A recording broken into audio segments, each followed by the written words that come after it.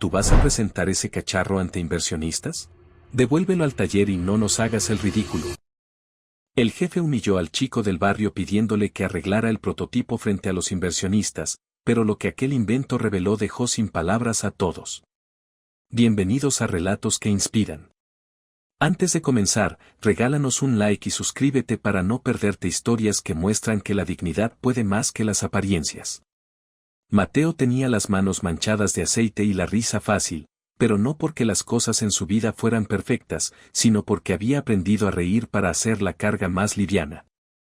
Vivía con su mamá y su abuela en un departamento pequeño sobre una tiendita de abarrotes. La casa no tenía lujos, pero tenía una mesa donde siempre había pan y café, y una ventana que daba a la calle donde los vecinos se conocían por nombre y por historias. Desde niño Mateo desarmaba todo lo que podía. Relojes, radios viejos, teléfonos con teclas pegadas, incluso la tetera de la vecina. No era por curiosidad vana, era porque no podía pagar que nadie le arreglara las cosas y porque en cada tornillo veía una lección. Cuando le llegó la carta con el logo del Centro de Innovación Atenea, su mamá lloró como si fuera Navidad.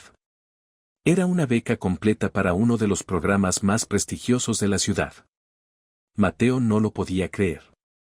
Él, el chico que reparaba planchas a cambio de una torta, el que hacía 1000 vueltas para comprar un chip de sensor en el mercado de pulgas, ahora tenía la oportunidad de estudiar entre gente con padres que subvencionaban proyectos con cheques que parecían obras de arte.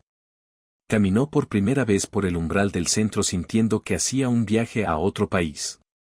El Centro de Innovación Atenea era una cáscara impecable por fuera, con paredes blancas y pasillos que olían a pintura nueva, pero por dentro era un acelerador de sueños y oportunidades.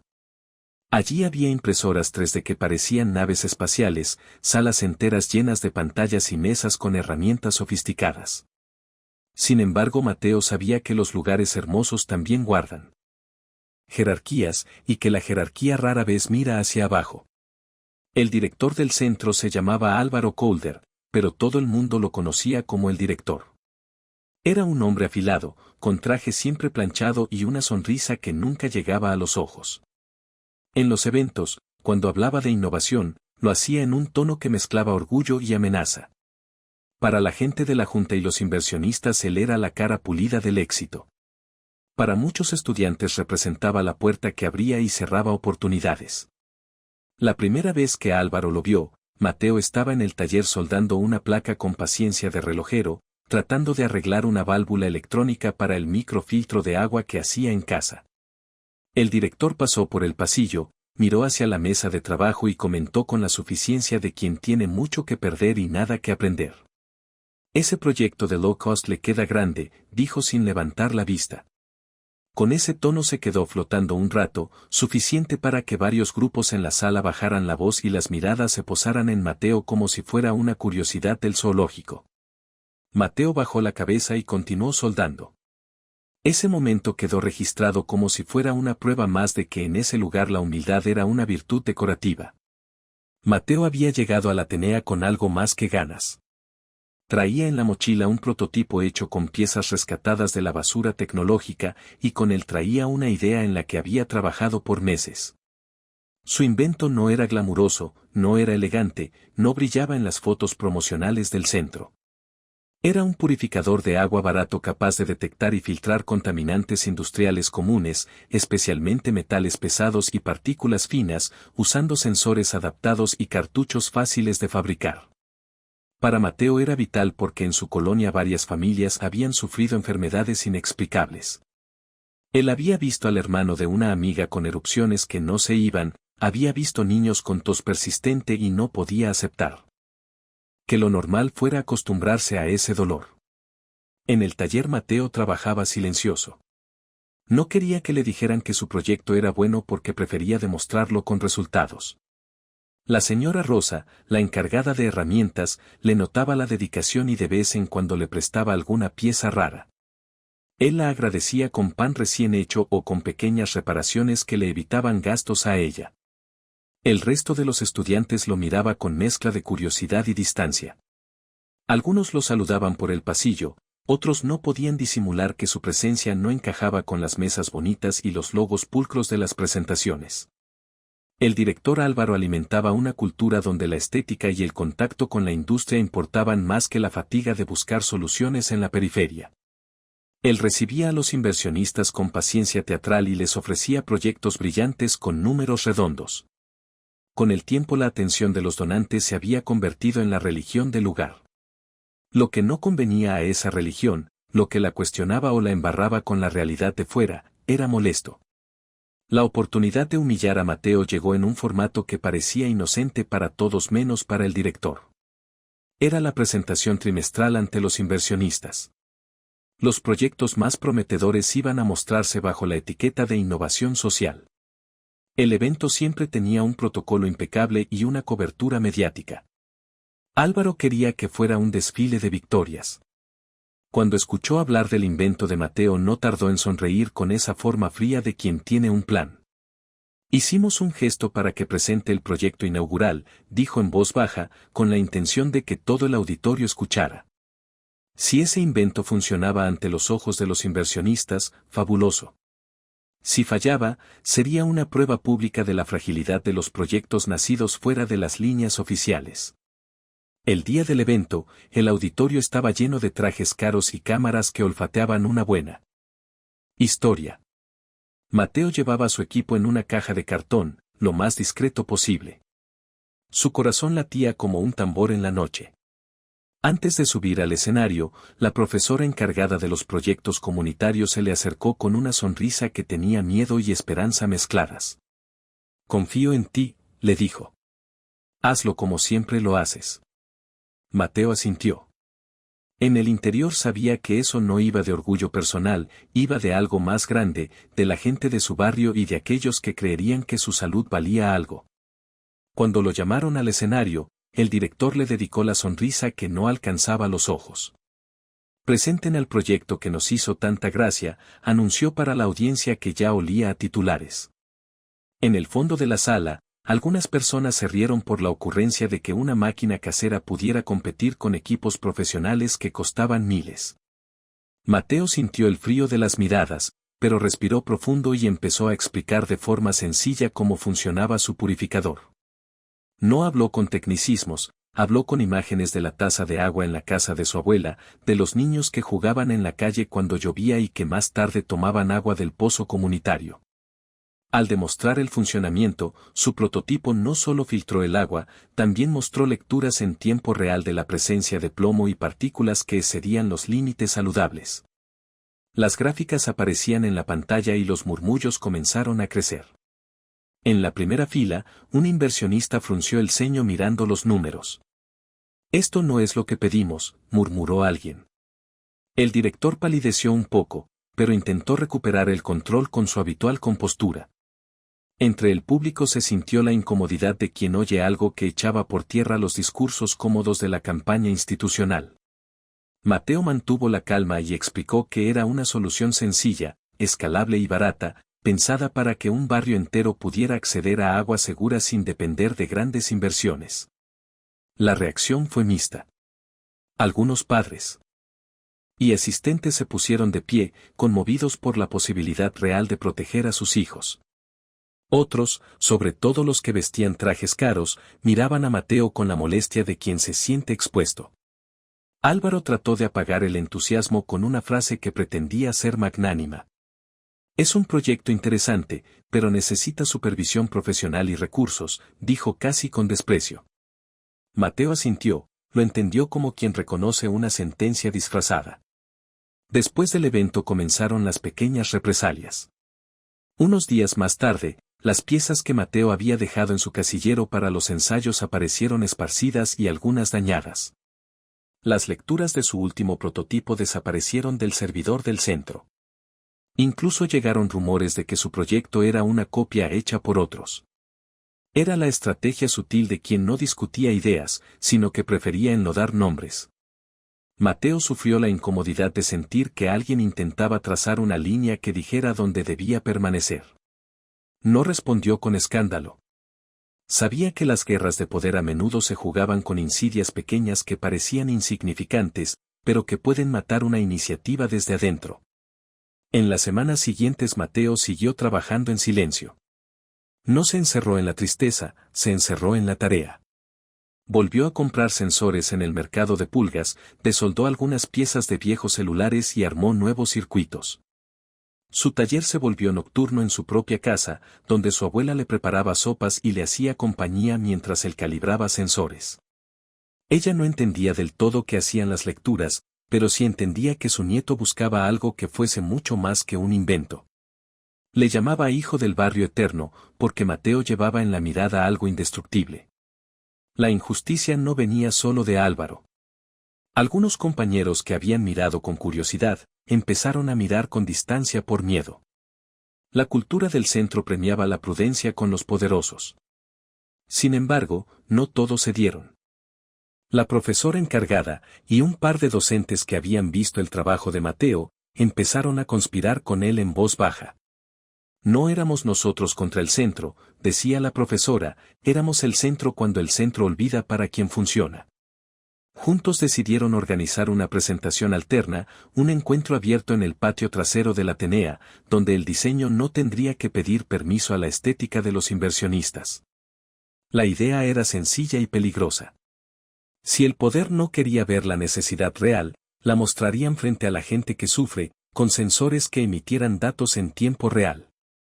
Invitaron discreta pero eficazmente a vecinos de distintas colonias, a madres que habían asistido a talleres de salud, a periodistas locales de investigación y a docentes que querían que la educación fuera algo más que un título bonito. La convocatoria se movió como corriente subterránea en el centro. Mateo sentía la mezcla de miedo y alivio. Miedo porque sabía que el director podía reaccionar con dureza y alivio porque dejaría de guardarse las pruebas en una caja. Cuando Álvaro se enteró por bocas que no había previsto, su reacción fue la de quien necesita controlar cada narrativa para que la imagen no se rompa. En su despacho llamó a 2 coordinadores y, con voz mediana, dijo que esa presentación alternativa era una falta grave de protocolo que no podían permitir. Si los estudiantes hacían actos fuera de programa habría sanciones. No lo hacía por orden, dijo con la severidad calculada que usaba para asustar, era por preservar la reputación del centro. Nadie creyó que era solo reputación. Parecía más bien el gesto de quien teme que una verdad pequeña se haga grande y lo deje sin excusas. Aún con la amenaza flotando, el grupo siguió con los preparativos. Recolectaron una mesa de sonido, un micrófono viejo, la cartulina con el cartel que decía demostración comunitaria, y consiguieron en un depósito una vieja bomba de agua que podían adaptar. Mamá Rosa trajo café y bocadillos. Al principio parecía una reunión de barrio más que algo que iba a trastocar la calma del Atenea. La noche antes del evento, Mateo fue a su garaje a comprobar los sensores. Tenía que asegurarse de que su equipo transmitiera las lecturas en vivo sin depender de los servidores del centro. Si usaban la red del Atenea, sabían que podían cortarles el cable. Él montó un pequeño router improvisado y sincronizó los sensores con un servicio en la nube independiente. Si algo salía mal, al menos habría datos guardados en otro lugar. Mientras tanto, el director movía sus propias piezas. Llamó a seguridad y pidió que estuvieran atentos. No buscaba una confrontación pública, buscaba la posibilidad de desactivar a los organizadores con sanciones administrativas. Quería que se conociera que cualquier desviación de la agenda oficial tendría consecuencias. Ese jueves por la tarde, el cielo estaba como de vidrio. El patio trasero del Atenea se llenó de sillas prestadas y de caras que no eran las de siempre. Gente que trabajaba en la ciudad, madres de familia, vecinos de barrios cercanos, estudiantes y algunos profesores que no quisieron dejar solo ese proyecto. Mateo estaba al centro, con el prototipo sobre una mesa, y con el corazón como tambor de guerra. El director se presentó al principio con aire de quien supervisa y con la intención de que el evento fracasara por simple negligencia. Pero lo que siguió fue algo que él no previó. Mateo encendió el equipo. El agua se filtró gota a gota en un vaso de vidrio y el sensor empezó a marcar niveles de contaminantes. Las lecturas fueron proyectadas en una pantalla improvisada y en cuestión de minutos algunos rostros se contrajeron. Un hombre mayor de la colonia que había venido por curiosidad miró la gráfica como si le hubieran mostrado una radiografía del lugar que conocía. Esto no es normal, dijo sin afinar tecnicismos. Un murmullo se convirtió en discusión y la discusión en un reclamo que se oyó por todo el patio. Álvaro intentó acallar la escena con autoridad. Ordenó detener la presentación. Pero ya era tarde. La gente quería respuestas y las lecturas no mentían. Mateo explicó con paciencia que su invento no buscaba fama, buscaba ayudar. Dijo que el problema no era un capricho del barrio, era un problema de salud pública que necesitaba atención. Algunos padres lloraron. Periodistas tomaron fotos. Y en el centro, la figura del director comenzó a encogerse un poco ante la evidencia de que la ciudad tenía fallas que no se arreglaban con notas de prensa. La humillación que Álvaro intentó propinar a Mateo se había convertido en algo que lo tocaba personalmente. Él no había contado con que la verdad podía salir de una caja de cartón hecha con piezas rescatadas. No había calculado que la gente respondería con su propia voz. No había previsto que la sociedad sería más peligrosa para su imagen que cualquier sanción administrativa. Esa noche, mientras el campo de luces del patio se apagaba, las conversaciones no paraban. Se hablaba de inspecciones, de demandas, pero también se hablaba de algo que verdes hojas de papel no resolvían, se hablaba de vidas. Mateo volvió a su casa con la mochila más liviana. La abuela lo esperaba con la cena lista y con una sonrisa que conocía la verdad del esfuerzo. No dijo mucho, solo lo abrazó. Tú hiciste lo que tenías que hacer, dijo. Ese abrazo fue como una bandera que lo protegía de la fatiga del día siguiente. Pero la calma fue breve. Alguien rompió el panel de control del prototipo en la noche. Aparecieron notas anónimas insinuando que el invento era peligroso si se usaba sin regulación. Un par de profesores recibieron llamadas sugiriéndoles que moderaran su actitud. Era la señal de que cuando la verdad incomoda, algunos recurren a la presión. Mateo lo sintió como un peso nuevo, pero su decisión no cambió. Sabía que plantar una semilla a veces requiere estar dispuesto a que alguien intente arrancarla. La historia se estaba gestando.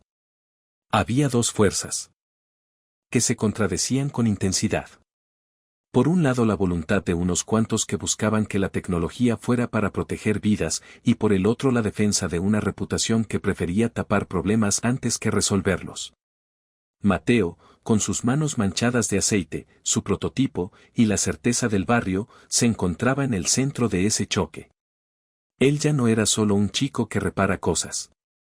Se había convertido en un disparador de preguntas que la ciudad necesitaba responder. La noche antes de la siguiente gran confrontación, Mateo se sentó en su mesa con el prototipo a la luz de una lámpara. Reafirmó su plan. Esta vez la demostración tendría sensores adicionales, cámaras que grabarían todo, y una copia de los datos en un servidor independiente fuera del alcance del centro. No buscaba la humillación ajena, buscaba que los hechos hablaran. Su abuela le preparó un termo de café y le dijo unas palabras sencillas que parecían pulirlo por dentro.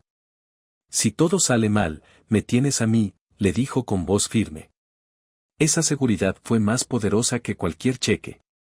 Al amanecer, mientras la ciudad despertaba, nadie sabía cómo terminaría la semana. Algunos pensaban que todo se resolvería en cuotas de artículos de prensa, otros que no sucedería nada en absoluto. Pero la verdad no espera a que la arreglen con buenos discursos. A veces la verdad aparece como una línea en una gráfica y te obliga a decidir de qué lado estás. Mateo lo sabía, y mientras cargaba el prototipo, pensó en el barrio, en la abuela, en la señora Rosa, en las noches soldando a contraluz y en la sensación de que un invento no solo sirve para arreglar algo, sino para mostrar lo que estaba roto. La mañana en que todo debía decidirse amaneció como si la ciudad respirara con incertidumbre. El sol se colaba entre edificios y las calles olían a café recién hecho y a fricción de ruedas sobre el pavimento. Mateo tenía el estómago enlazado, pero no por miedo al ridículo, sino por la responsabilidad que sentía hacia la gente que había puesto su confianza en él. Al cruzar la puerta del Atenea, vio caras conocidas que le lanzaban un gesto de ánimo con los ojos. La señora Rosa estaba allí con una lonchera y un termo, la profesora encargada de proyectos comunitarios traía una libreta con nombres, y algunos vecinos que habían venido a apoyar cargaban termos y sombrillas para la tarde. En la entrada el ambiente tenía más tensión que antes. Había empleados de la administración moviéndose de un lado a otro con papeles en la mano y miradas que evitaban encontrarse con las de los vecinos. Álvaro permanecía en su despacho, pero su presencia se sentía como una sombra que todo lo tocaba. A media mañana la directiva dio la noticia que muchos temían. Se había iniciado un procedimiento disciplinario por uso no autorizado de instalaciones y por realizar actividades que, según ellos, ponían en riesgo la seguridad del centro. No fue una sorpresa para nadie que conociera la forma en que funcionaban las cosas allí. Pero lo que sí sorprendió fue la reacción inmediata de la comunidad. En cuestión de horas una corriente de mensajes empezó a circular. Padres, vecinos, algunos periodistas locales y profesores que no habían participado directamente en la organización original, pero que sentían que aquello era justo, empezaron a hablar en voz alta. Las redes sociales de la ciudad se llenaron de fotos del prototipo de Mateo y de testimonios de personas que habían sufrido problemas de salud en su colonia. No era solo un invento que limpiaba agua, era una prueba palpable de que había una grieta en la protección de la gente y que alguien, desde abajo, había tenido la dignidad de señalarla. El director intentó frenar la marea. Envió comunicados oficiales hablando de procedimientos, de protocolos y de la necesidad de evaluar técnicamente cualquier iniciativa. Lo hizo con la calma estudiada de quien cree que la burocracia apacigua cualquier tempestades. Pero por primera vez se equivocó en algo fundamental. Las grúas del discurso institucional no podían ocultar lecturas, ni impedir que madres mostraran los resultados y dijeran lo que sentían con palabras claras. Cuando una madre publicó el resultado de la prueba con el valor exacto de contaminantes en el agua de su casa, la conversación cambió de tono. La gente ya no discutía teorías, pedía acciones. En medio de todo eso, un inspector del gobierno local se presentó en el Atenea. No porque el centro lo hubiera pedido, sino porque alguien había hecho llegar los datos y las quejas a la oficina pertinente. El inspector era un hombre mayor, de ojos cansados y manos con callos de quien ha vivido entre papeles y visitas de campo. Visitó el laboratorio de Mateo y, en silencio, escuchó las explicaciones técnicas. No fingió asombro, pero tampoco se mostró indiferente. Tomó notas, pidió las grabaciones y prometió que, si los números se confirmaban, habría que actuar con seriedad. Esa promesa fue como una segunda bandera para la comunidad que ya no estaba dispuesta a que todo quedara en un buen titular y nada más. Las represalias por parte de la administración no tardaron. El primer acto fue un bloqueo administrativo. A Mateo le comunicaron que debía entregar el prototipo para su revisión en el Departamento de Innovación y que mientras durara el proceso no podría acceder a las instalaciones. Era una medida que parecía sensata en papel, pero que, al mirar la trayectoria del director, olía a intento de neutralizarlo. En la práctica significaba que el prototipo quedaba en manos de quienes antes habían minimizado su trabajo, lo que, para muchos, era equivalente a dejar un caso sin juez. La comunidad de apoyo reaccionó inmediatamente. Se organizó una vigilia en la entrada del Atenea. No era una protesta ruidosa ni violenta. Era una fila de voces que, con calma, pedían que se respetara el proceso y que no se usaran procedimientos para desaparecer iniciativas incómodas. Padres con niños pequeños, profesores, técnicos y vecinos se turnaban para hablar con quien quisiera escuchar. Llevaban cartulinas con mensajes simples y directos. Algunos alumnos que antes temían hablar, se pararon frente a la dirección y contaron lo que habían visto en las colonias donde crecían. Era un mosaico de testimonios que, combinados, eran imposibles de ignorar. Mientras todo esto sucedía, Mateo no estaba solo en el plano técnico. Profesores que no podían quedarse de brazos cruzados le ayudaban a hacer copias de seguridad de los datos y a enviar lo esencial a servidores externos.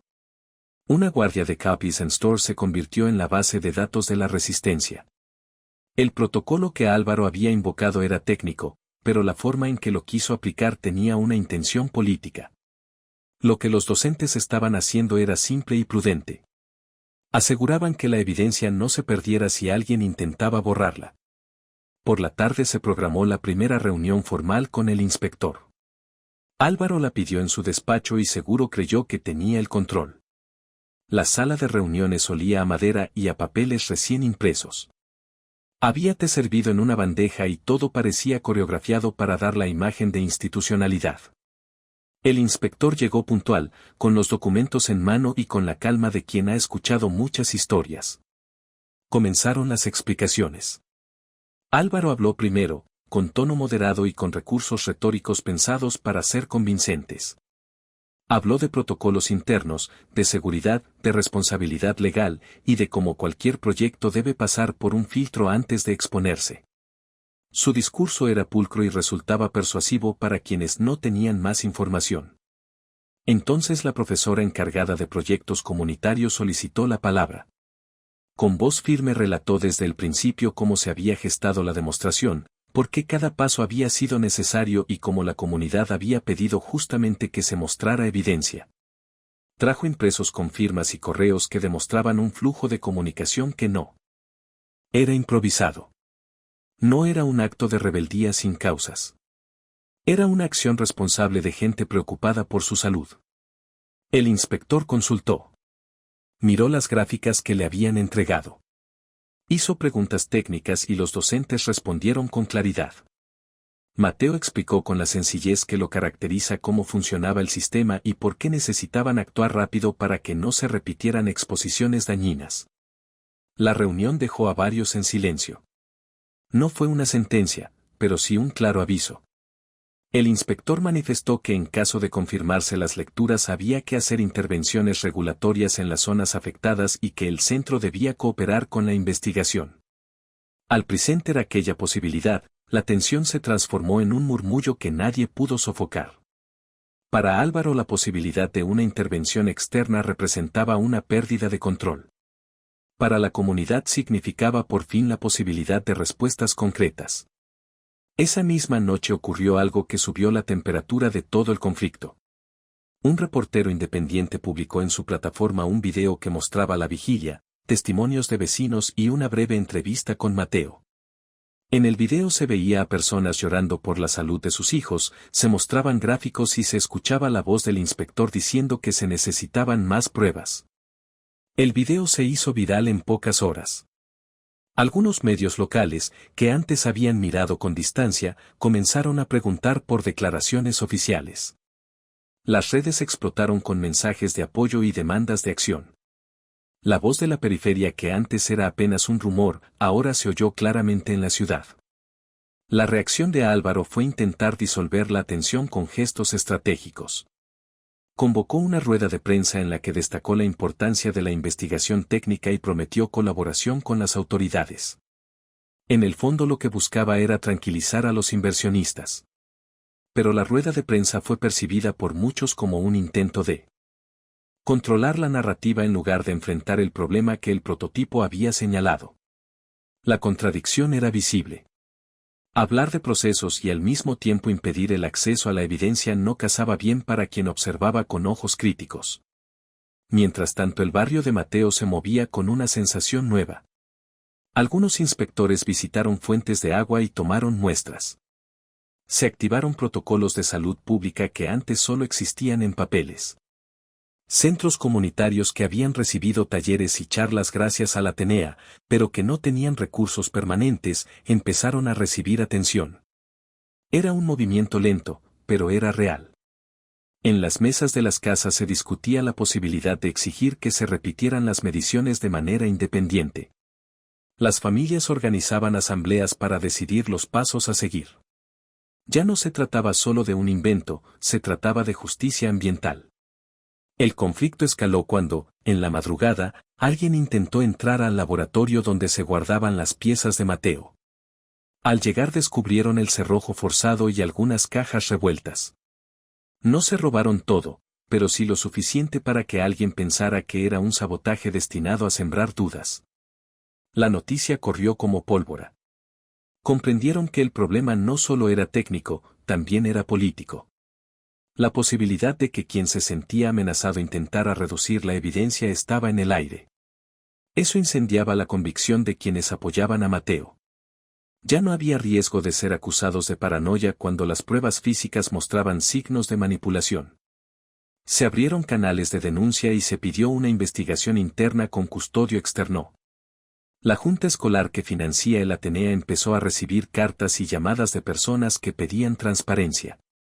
Algunos miembros de la junta, preocupados por la imagen que se veía amenazada, presionaron al director para que facilitara el acceso a los datos y para que se mostrara la colaboración institucional con las autoridades. Era un golpe político para Álvaro que le hacía sentir que su posición se debilitaba. En medio de la tensión, Mateo tuvo un momento de calma. Estuvo con su abuela en el tejado de su edificio viendo cómo la ciudad se encendía en luces. Ella le habló sin juzgar ni prometer milagros. Le recordó que la dignidad también significa saber cuándo parar y respirar. Le dijo que hiciera las cosas con el corazón, pero sin perder la prudencia. Ese abrazo lo mantuvo entero. Él sabía que lo que venía podía ser duro, pero también tenía la certeza de que no podía retroceder. A la semana siguiente las autoridades presentaron los primeros resultados preliminares. Confirmaron la presencia de contaminantes en algunos puntos de la colonia de Mateo. No todos los valores eran extremos, pero eran suficientemente preocupantes para recomendar intervenciones. Esa confirmación fue como abrir un portal. Ahora la conversación ya no podía relegarse a opiniones, había datos oficiales que daban razón a lo que se había expuesto. Para muchos, esa confirmación fue una derrota para los que querían mantener las apariencias y una victoria para quienes habían insistido en mirar hacia las zonas olvidadas. Ante esa situación la presión sobre Álvaro creció. La Junta exigió transparencia y la prensa local preguntaba por acciones concretas. El director ya no podía sostener una postura evasiva sin enfrentar consecuencias. Sin embargo, su reacción fue esperar una salida que le permitiera salvar su posición política. Lanzó una propuesta de colaboración con las autoridades, pero con condiciones que la comunidad consideró insuficientes. La negociación política mostró el fondo del conflicto. Algunos querían que las medidas fueran inmediatas y públicas. Otros preferían un plan que no afectara a la reputación del centro. Mientras se discutía, en los pasillos del Atenea se sentía una fragmentación. Algunos alumnos y profesores que antes comían de la mano del director vacilaban. No porque cambiaran de valores de la noche a la mañana, sino porque ver funciones públicas exhibir una falla tangible les hizo replantear lo que era correcto. La escuela, como institución, empezaba a mostrar grietas. Y esas grietas permitieron que historias personales salieran a la luz. Un profesor de historia contó que de joven había vivido algo parecido en su barrio y que entender aquello lo había hecho sentir más cerca del proyecto de Mateo. Otro docente, con una carrera brillante, confesó que había dudado en hablar por miedo a perder su empleo pero que no podía ya mirar hacia otro lado. La tensión creció hasta que un día una carta anónima con pruebas adicionales llegó a la prensa. Hablaba de contratos dudosos y de omisiones que por años habían dejado sin respuesta problemas en varias colonias. El contenido era inflamatorio y no podía ser ignorado. La ciudad despertó y preguntó con más fuerza. Se pidió una auditoría mayor. Ese momento marcó el antes y el después en la relación entre el centro y la ciudad. En medio de todo eso, la vida de Mateo seguía siendo la de siempre en lo esencial. Iba al taller, arreglaba cosas en la tiendita de la esquina y volvía a casa con la satisfacción de haber movido algo más que piezas. Pero también había noches en las que la tensión le robaba el sueño. Se preguntaba si había medidas que no había tomado, si había expuesto sin querer a la gente que quería proteger y si su insistencia podía poner en riesgo a quienes decían apoyarlo. Esas dudas no lo derrotaron. Lo hicieron más humano. La historia llegaba a un punto en el que todas las piezas estaban listas para un movimiento definitivo. Había pruebas oficiales que confirmaban parte de lo que el prototipo de Mateo había mostrado. Había una comunidad que reclamaba acciones concretas. Había una administración que buscaba conservar su imagen a toda costa. Y había un grupo de docentes y ciudadanos que ya no estaban dispuestos a transigir. En la antesala de lo que sería la confrontación decisiva, Mateo se preparó para poner todo en la mesa. No con arrogancia, sino con la claridad de quien sabe que no se defiende solo un proyecto, sino el derecho de un barrio a no ser invisible.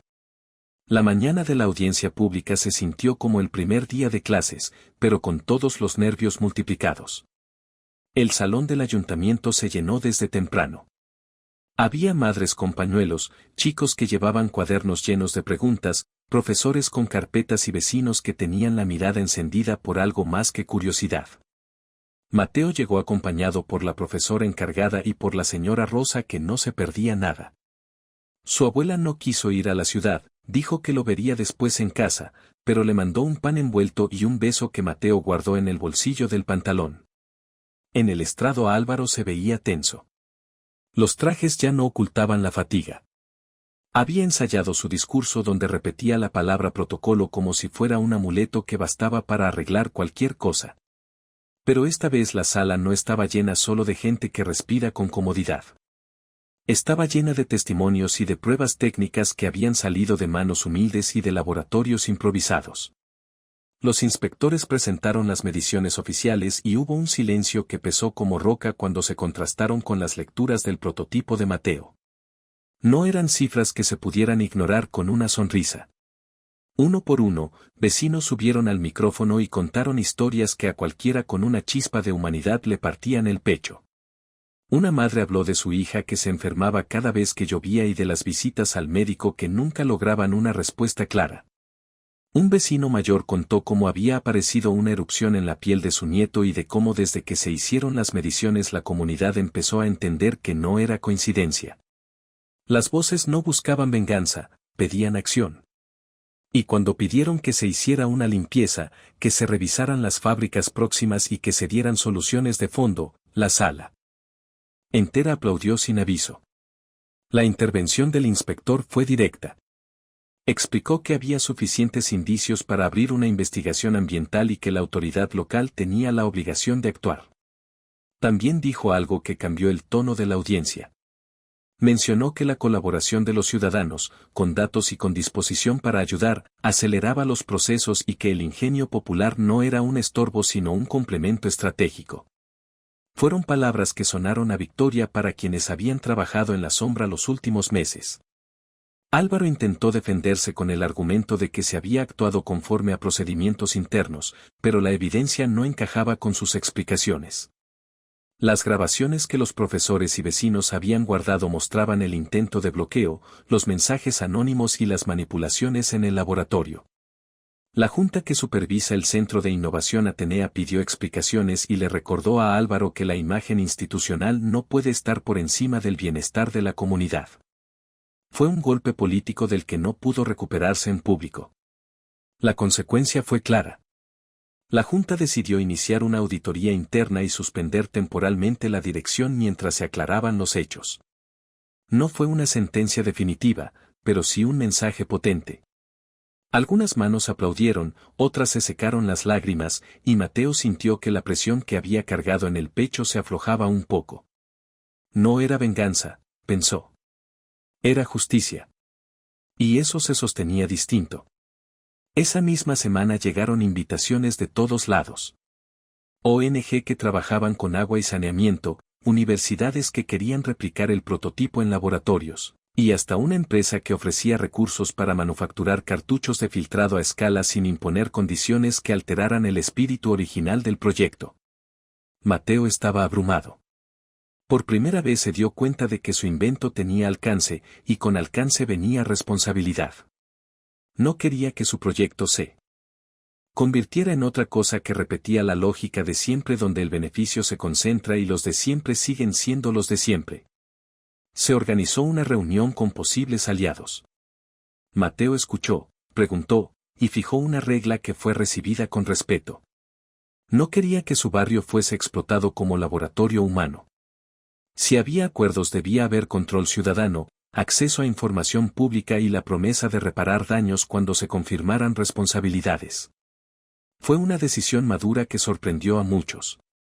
No buscaba protagonismo personal, quería garantías para su gente. Mientras todo eso se movía, en el Atenea algunos alumnos se acercaron a Mateo para pedirle perdón por no haber hablado antes. No todos eran insensibles, dijeron. Muchos estaban asustados. La cultura del centro premia la conformidad con la imagen de éxito y castiga las preguntas que no tengan respuesta fácil. Mateo los escuchó sin rencor. Sabía que el cambio también pasa por abrir puertas a quienes necesitaban ver más que su reflejo en el cristal.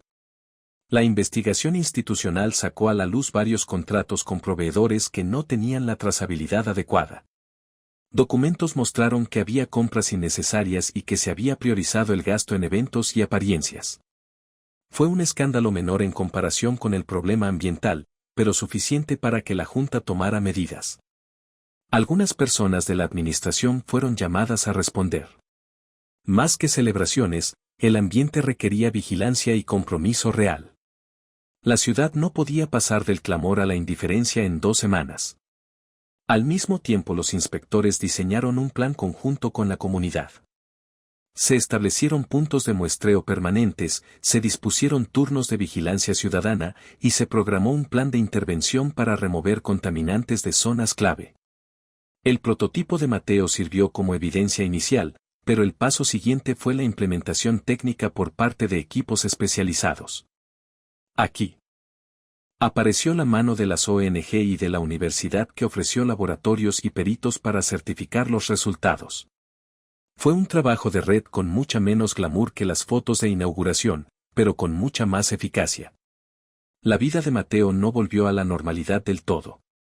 Empezó a dar charlas en barrios, a liderar talleres de electrónica básica para jóvenes y a coordinar con técnicos de la ciudad para diseñar soluciones locales de bajo costo.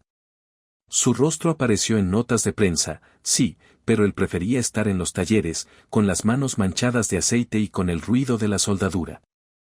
Aprendió a delegar, a pedir ayuda y a rechazar propuestas que olían a apropiación de su trabajo. Con el tiempo organizó una pequeña cooperativa que fabricaba filtros comunitarios con materiales accesibles y con instrucciones abiertas para que cualquiera pudiera replicarlos. Fue un paso lógico que mantenía la esencia del proyecto. La señora Rosa se convirtió en la primera proveedora de cartuchos. Ella organizó una pequeña línea de producción en un local que antes funcionaba como bodega de reciclaje. Con ayuda de vecinos, la bodega se llenó de manos que troquelaban y armaban piezas a buen ritmo. Dar trabajo local y vender filtros a precio justo se convirtieron en parte de la solución. Mateo se encargó de la parte técnica y de la formación. La abuela de Mateo vendía pan en la puerta del local y le daba de comer a quienes llegaban sin recursos para comprar. Fue un cierre hermoso para la historia de Manos Unidas. Claro que no todo fue fácil ni lineal. Hubo tribunales, apelaciones, intereses económicos que no desaparecen con una conferencia de prensa y personas que intentaron retrasar los procesos. En uno de esos momentos duros, cuando una empresa cercana cuestionó la metodología de medición, Mateo y un grupo de vecinos se presentaron en una audiencia técnica donde expertos independientes certificaron los métodos y los protocolos de muestreo. Fue una jornada larga y agotadora, pero sirvió para blindar la verdad técnica detrás del invento socioambiental. Con el paso de los meses el prototipo evolucionó. No porque la idea original se perdiera, sino porque la colaboración con universidades y técnicos permitió mejorar la exactitud de los sensores, optimizar el consumo energético y estandarizar los cartuchos. Eso facilitó su instalación en escuelas, centros comunitarios y puntos de suministro. La cooperativa tenía ahora clientes que eran municipios y organizaciones sociales. Y lo más importante, se mantuvo la regla original. Control comunitario, transparencia y acceso abierto a la tecnología. La vida personal de Mateo también cambió de forma gradual. La fama pasajera no se convirtió en su norte. Siguió siendo el mismo chico con manos manchadas de aceite, pero ahora sus manos resolvían problemas con alcance real. Se dio tiempo para cuidar a su abuela que ya caminaba con menos seguridad y que disfrutaba de visitas a los talleres donde le ofrecían sillas para descansar. Con el dinero de las primeras ventas se pudo pagar estudios complementarios para mejorar el diseño y contratar a una ingeniera que le ayudó a sistematizar los procesos de producción y distribución. Un día, varios años después, Mateo volvió a dar una charla en el Centro de Innovación Atenea. La audiencia era distinta. No había trajes que miraran con superioridad, había estudiantes de distintas edades que venían a aprender cómo se construye algo útil con recursos limitados, y había directivos de instituciones que habían cambiado su mirada. Álvaro no estaba en la sala. Se había ido de la dirección del centro tras el proceso que había iniciado aquella primera auditoría. Algunos años antes había aceptado un puesto en una consultora, y en entrevistas posteriores dijo que habían sido tiempos difíciles y que la experiencia le había dejado enseñanzas. No todos creyeron en su arrepentimiento, pero la vida tiende a seguir su curso. En su charla Mateo contó la historia completa, sin dramatismos innecesarios, con la honestidad de quien sabe que la vida real no se reduce a titulares. Habló del prototipo, de las noches en el garaje, de las piezas que compró en el mercado de pulgas, de la abuela que le cosía los botones, de las manos que ayudaron a armar los cartuchos, y de la comunidad que tuvo que elevar su voz para ser escuchada. Y cerró con una frase simple que resonó en la sala.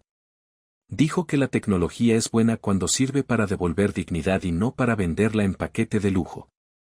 Hubo aplausos, no los de la algarabía de antes, sino los de quienes reconocen que algo se construyó con sentido.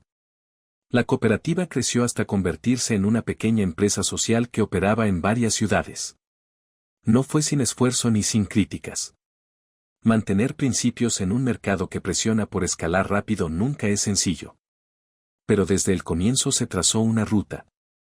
Parte de las ganancias se reinvertían en formación, otra parte se destinaba a proyectos comunitarios y una porción pequeña se guardaba para emergencias. Mateo se convirtió en un referente para jóvenes inventores que buscaban combinar técnica y ética.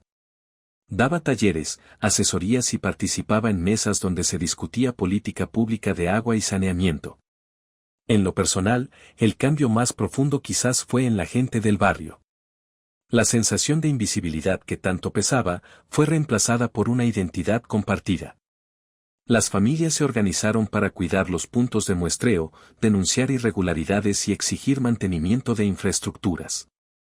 Fueron acciones pequeñas que, acumuladas, movieron la aguja de la salud pública en la zona. La abuela de Mateo vivió lo suficiente para ver la primera escuela con filtros instalados y para ver a su nieto recibir un reconocimiento municipal por su labor. Se emocionó como no lo hacía desde que era niña. Para ella no hubo discursos pomposos, solo la certeza de que su nieto hizo lo correcto. El Centro de Innovación Atenea reformó sus procesos internos. No fue un cambio fingido.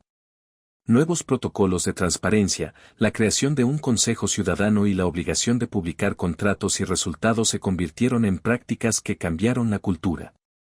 No borraron todo lo anterior, pero sí marcaron un rumbo distinto.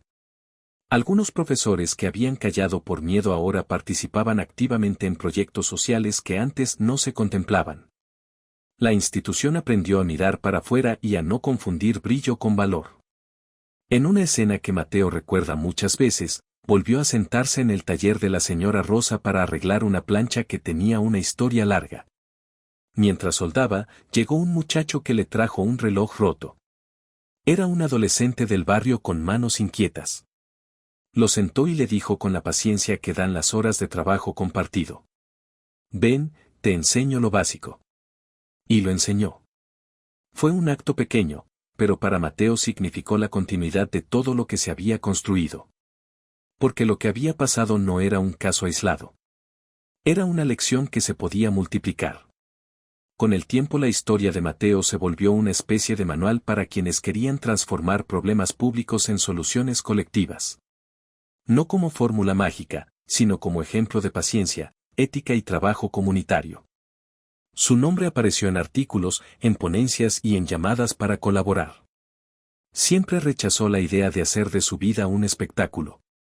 Prefería las mañanas en el taller, las conversaciones en la bodega de la señora Rosa y las caminatas con su abuela por la tarde.